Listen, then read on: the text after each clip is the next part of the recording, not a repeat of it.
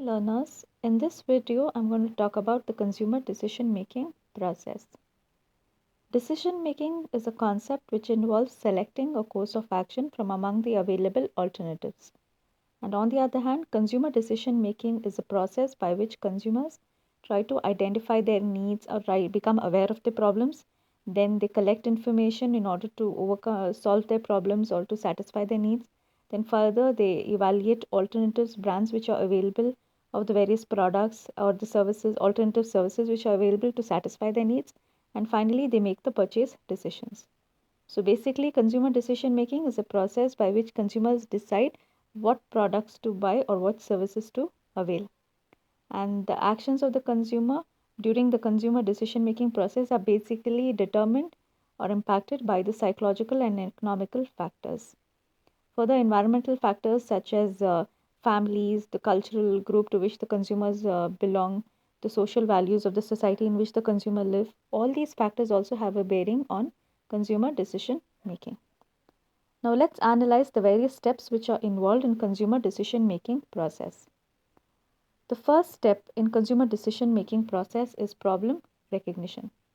Problem recognition basically refers to the stage where the customers try to recognize the problem or tries to find the needs, unsatisfied needs, and then they try to devise solutions to solve the problems or to satisfy their needs. So basically, problem recognition is a phase where during which the consumers become aware of the problems they are facing and then try to think of products or to avail services which will help them in solving the problem. So further problem recognition can be due to either an actual state of the consumer or the desired state of the consumer. Now, actual state of the problem may occur when a consumer is currently using a product or a service and the performance of the product or service is not satisfactory. That means the customers are not satisfied after using the product or the service. For instance, if the consumer is using a particular shampoo to prevent hair fall, but after using the shampoo, the consumers still feel that the shampoo has not resulted in any any reduction in the volume of hair which is falling, then in that case, customers will not be satisfied with the shampoo. So this is the actual state of the problem. In such scenarios, again, customers will think of alternative brands in order to solve their problem.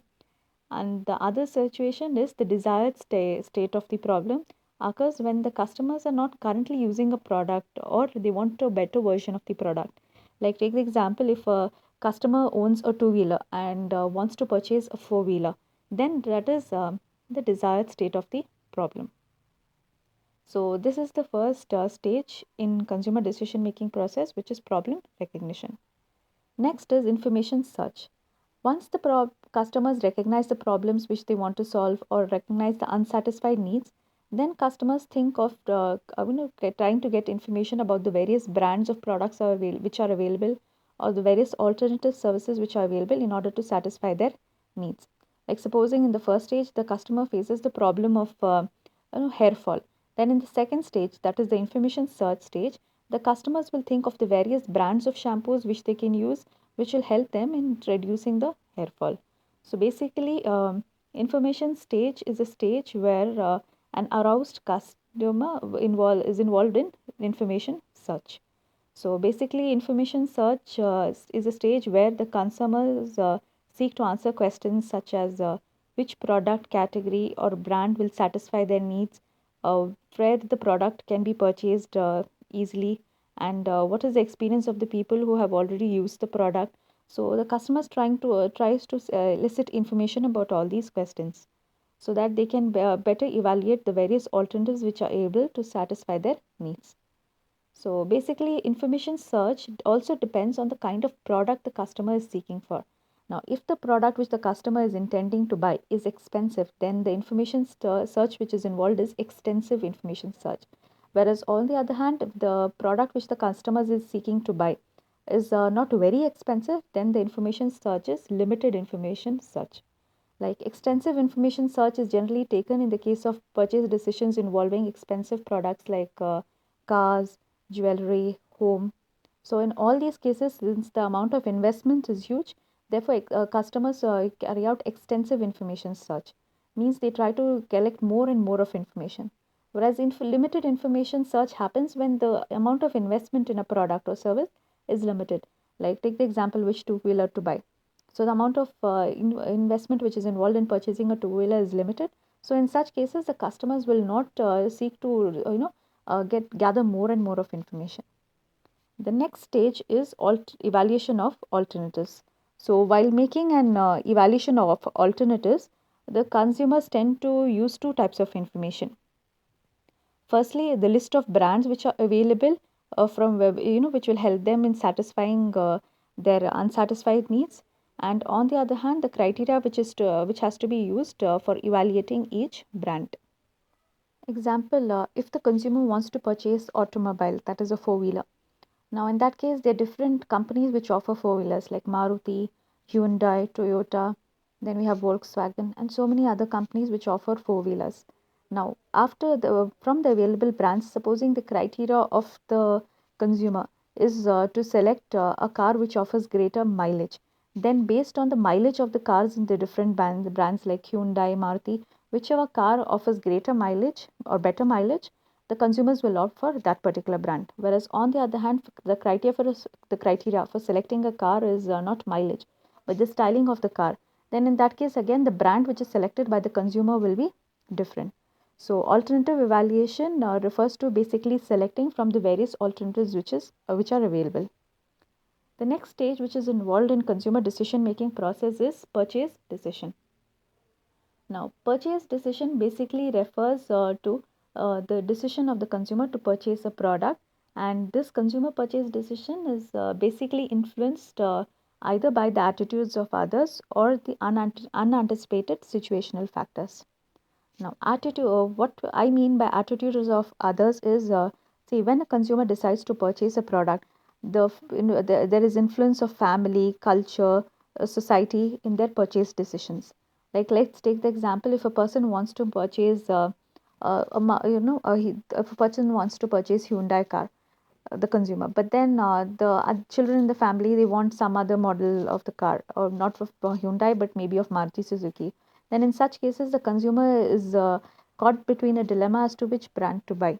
So basically, even the family members, the reference groups to which the consumer seeks information from, the society to which the consumer belongs also influences their purchase decisions.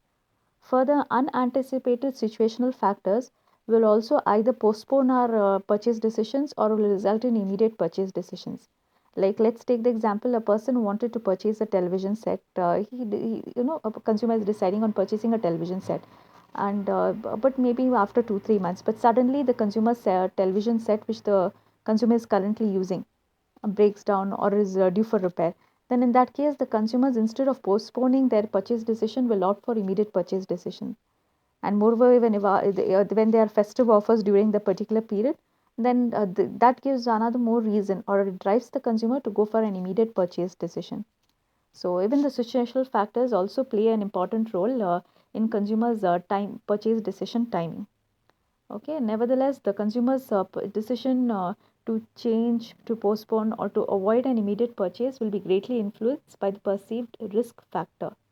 Now, the perceived risk factor can be associated with the transaction of money involved. That means if the investment in the product is if it is of high investment, then the risk factor is more. So, in such cases, only after thorough analysis of the various alternatives, the consumer will decide to make the purchase decision. Like in the case of a four-wheeler, the amount of investment which is involved in the four-wheeler is more. So, only if the consumers are satisfied with the product, or if they feel they have gathered enough information about the various brands and they are making the right decision, in such cases the consumer will go for a purchase decision. Then however, the marketer should always try to help the consumer in their decision making process by providing all the necessary information from the various reliable resources, so that the consumer's perception of risk is reduced. Lastly, the last stage in consumer decision making process is post purchase behavior. Post purchase behavior basically refers to the evaluation of the customer satisfaction which a customer feels after they purchase a particular product or after they avail a service. Now, the reason why post purchase behavior should also be given importance is only if the customer is satisfied, and with the product, okay, and when the product matches the expectations of the customer, only then will the customers opt for repeat purchases. Repeat purchases is where they stick on to a particular brand, and in the future also when the customers want to buy the product or avail the service, they stick on to the same brand. So if the companies want to succeed in the market, they should try to make sure that the customers are satisfied with the product, so that the customers remain loyal to a particular brand. So these are the various stages which are involved in consumer decision making process.